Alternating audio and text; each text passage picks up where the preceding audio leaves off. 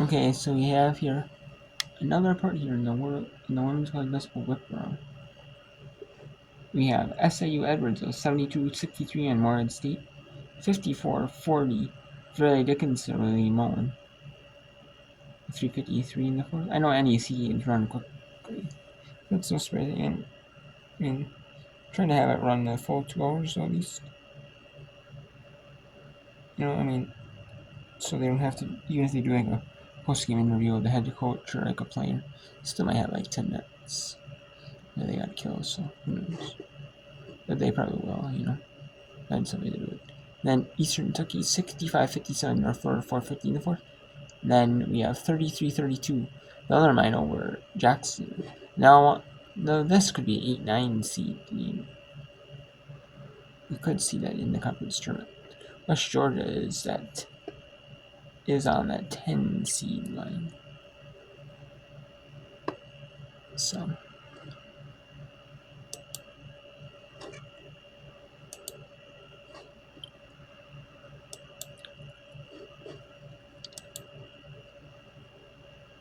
So let's go to SIU Edwardsville, Southern Illinois University Edwardsville at Morehead State. 72-65. 6 minutes and 22 seconds to go in the fourth. They're already taking their fourth quarter media timeout. And when on a coach timeout. So we'll see. We can go down the rest of this game. Commercial free. Unless they take a timeout. Unless they have one more media timeout. They use it at the under 5 minute mark. Which they could because it's not 2 hours, but we'll see. We'll see. So, I know ESPN Plus still isn't as like in the streaming services.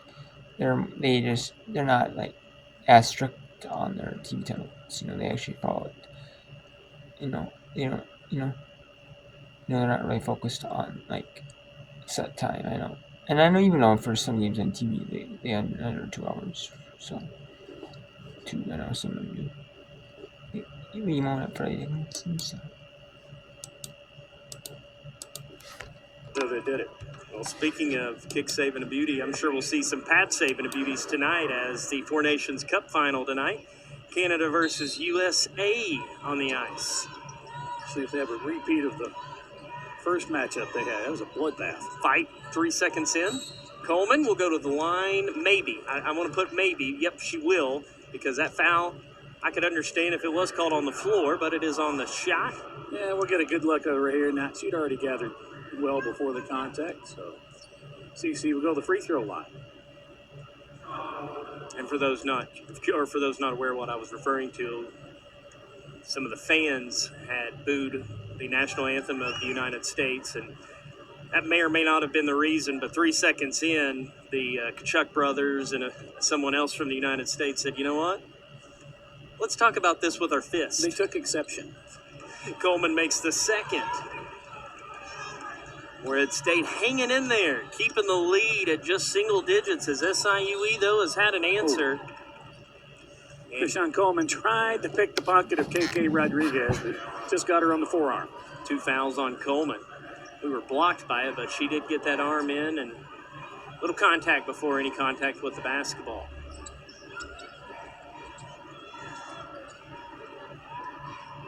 Sheehan skip past Galuza. And Rosarian just playing a game of keep away there, boxing out Bryant from getting to the ball to make any attempt to save it. Had she picked it up, she was right there in the corner and could have easily been trapped. Morehead State almost turns it over. Coleman gets it back, and a few dangerous passes there for Morehead State. SIU is turning up the wick on that pressure defense in the full court press, and they're making Morehead State work a lot harder for it now. Painter with 16, Coleman with 17, as Painter will force up the 3 blocked by Galuza. And a good box out by Galuza. We're keeping Harley Painter from getting to the basketball. Given right back, though, to the Eagles. Long pass up Painter. Can she track it down? She can't. She got a paw on it, but had a foot on the baseline. 16 turnovers. You're going to need to grow an extra arm if you want to Yeah. signal turnovers now, my friend. Yeah, we're getting to the point where shoes and socks are coming off. Oh, you don't want me to take a boot off. A long day, eh? 5 the lead still for the Cougars as Marquez commits a foul. Galuza was just lifting from the left wing and then curling around, and I guess there might have been a hand check there.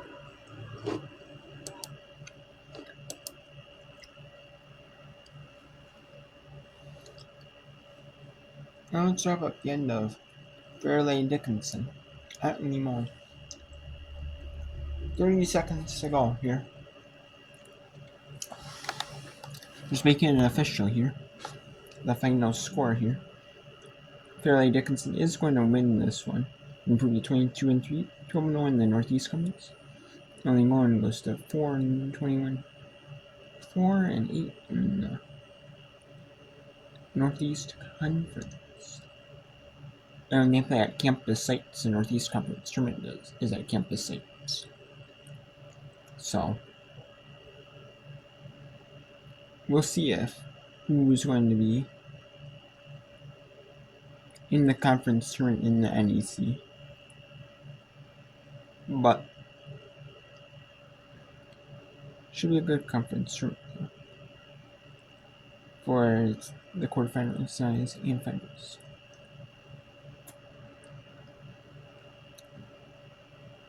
And it's a week of it's March 9th and onward. As the conference tournament was on ESPNU on the 16th, and then they play the games. So, and then they'll play games like the week of. They'll play the games during like Monday the 10th, or they'll play that, and then they'll play it like when on Monday the 10th, and they play one on, was it Thursday, I believe, the semis, and then they'll play the final on. So, and then it's also about, see, for some of these teams near the top, like the second seed, who can get the automatic bid for the WNIT, and who can get the automatic bid for who can get the alternate automatic bid for the WNIT if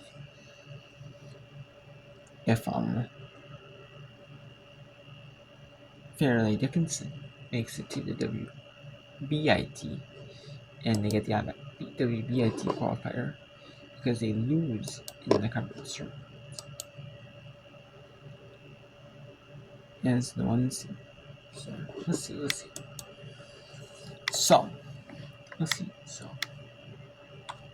And let's go back to North Florida. The North Florida Ospreys trying for their first win in the Atlantic Sun Conference as their season is counting down the 4 games left. March 1st is their last game. And you have conference swimming and diving, and unless you don't make the NCAA, like qualify as like top time, as like a top time in your region, you have like, in like your region, you don't have a top time, you can't make it throughout the season, best time, so. And same here, you gotta accept your record. Because it's a team sport, not like an individual sport like this one. So although it is team based, as team heavy. Unless you get like a team, like a team relay or something like that. But anyways, the conference swimming and diving is on this week. The MAAC did last week. Now this week it's the conference is during this week, and then you have Big 12, the World WAC, and the men's AVs next week. So then we have the conference week And we have the zone meets and then LA out and then conference meets. The NCAA swimming diving. So, and while swimming diving is going on, the NCAA tournament for swimming diving in the finals, the conference tournaments will run for the rest of the regular season now, and the conference tournaments will run as well. So the commissioners of these conferences are really working hard. Start of the start of the men's, again the start of the baseball and softball seasons underway, as well as the schools that have lacrosse. They're doing lacrosse. Again that one way men's and women's lacrosse, softball, baseball. The schools have softball, baseball, and or men's and women's lacrosse or both. They're getting that one way, and then you have getting ready for the conference swim and diving meets, and then you're focusing on the men's and women's basketball tournaments, and for like conferences you're soon to be focusing on. You're soon to be focusing on also the indoor track and field season. The some schools could, like Florida, you could run outdoor track and field the whole year, but they do indoor because some schools, don't do. I don't know why they do indoor and outdoor. I'm not. It's kind of surprising. I'm not. But I mean, maybe in like the Olympics, they do indoor in like the winter time, or they go to like practice and like have tournaments in the countries. They're like going for Olympics, like what I mean, or pro thing. So maybe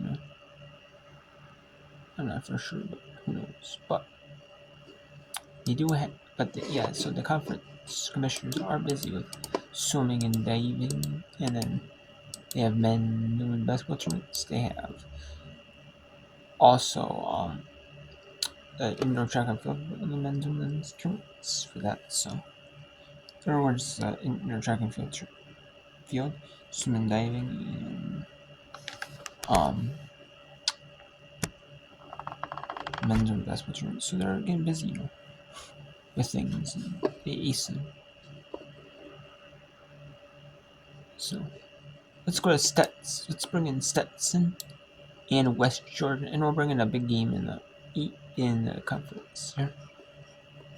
Let's actually bring in Lindenwood at Little Rock. That is a top match in the OVC, the Ohio Valley Conference. I know you might be saying, yeah, you're showing the same conferences. Yeah, but I'm showing some. But there are so many games on the 6 Eastern window that I want to focus on the 6 Eastern window right now. First, I want to focus on that. And the second one goes in as well. I do want to focus on that 6 Eastern window. So when the 5:30, when the 5 Eastern, 4 my time, 5 Eastern, and the 5:30 Eastern is done, we're bringing more of the other time games. We're bringing more 6 Eastern. There's, when we can bring in 4 6 Eastern games, we'll bring in 4 6 Eastern games. So, we'll focus on them, and then actually, well, after that, then and then we'll go straight to 7 Eastern. There's not really any 6, or there might be like 1 6 Eastern ranges, but and then I'll go to 7 Eastern. So we'll focus on that all the way to the very end, till 11 p.m. Eastern, or till actually 11 p.m. my time, Central Time. Actually, 11 p.m. Central Time, which the last game will start at 7 p.m. Pacific Time. Usually the games start games start at 6 Eastern, 7 Eastern, like 6 or 7 local time. Most do on midweek games.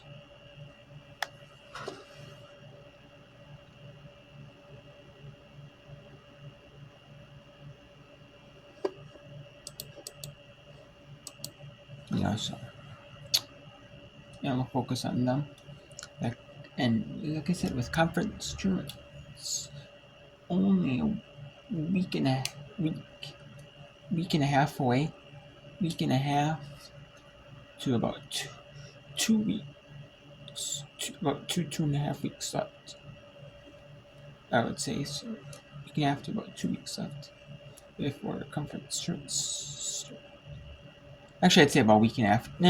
I'd say about a week and a half to about 2.5 weeks left. So until conference tournaments start, depending on the conference and regular season. Even though for the very last conferences, regular season ends on March 8th. So, and that's the ones that played to the very last conference regular season game that they can. So.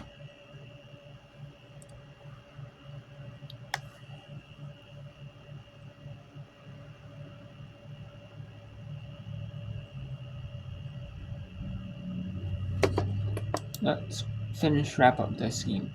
Edwards, SIUE Edwards was Southern University at Edwards. Warren State. So SIUE looks like they're going to try to stay in the conference tournament race. Be a game back of Tennessee State. Now, they were 2 back. Now they're in the win column. Now they're only a game back. They will be. Moorhead's going to be a game back of Tennessee State as well. So it's going to be interesting who gets that 8th final spot in the Ohio Valley Conference. Who can get it, because with 3 games left, as their season ends March 1st. So who can, you know what I mean? And then, the games shrink. We have a lot of games. I mean, you still have a decent amount of games. But then the games with conference tournaments playing. But then when it's conference tournament and regular season mixed in, but when it's conference tournaments mixed in, you have like the slate really narrows down. Like not a lot of games on the slate, But SIU Edwards beats Moore State E375 officially in that one. So let's bring in another big game.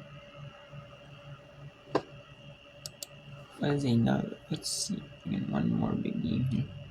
Others do 4 at a time, as you've been seeing here. As you know. Unless you're new to this workaround.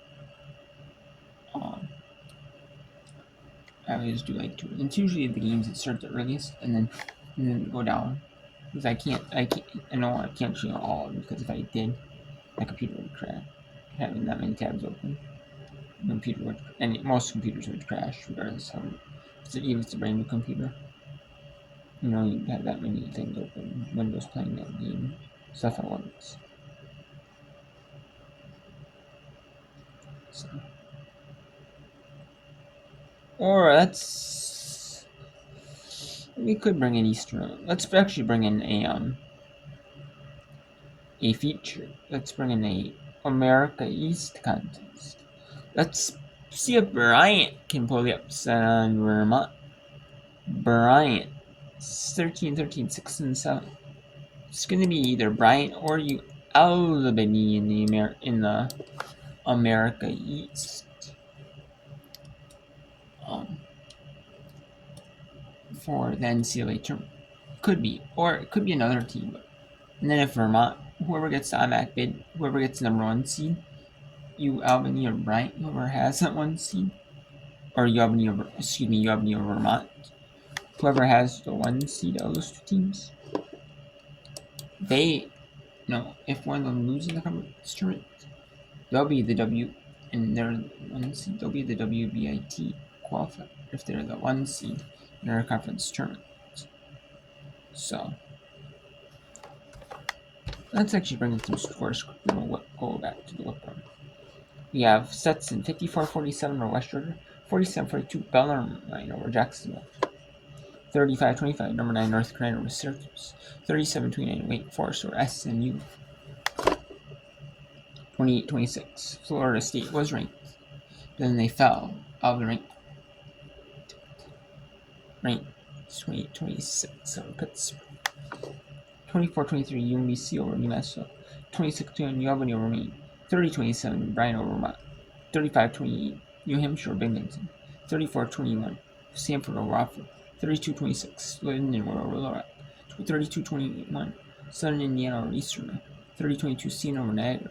32-25 Marist over Kansas. 36-23 Purdue for Wayne over Kentucky.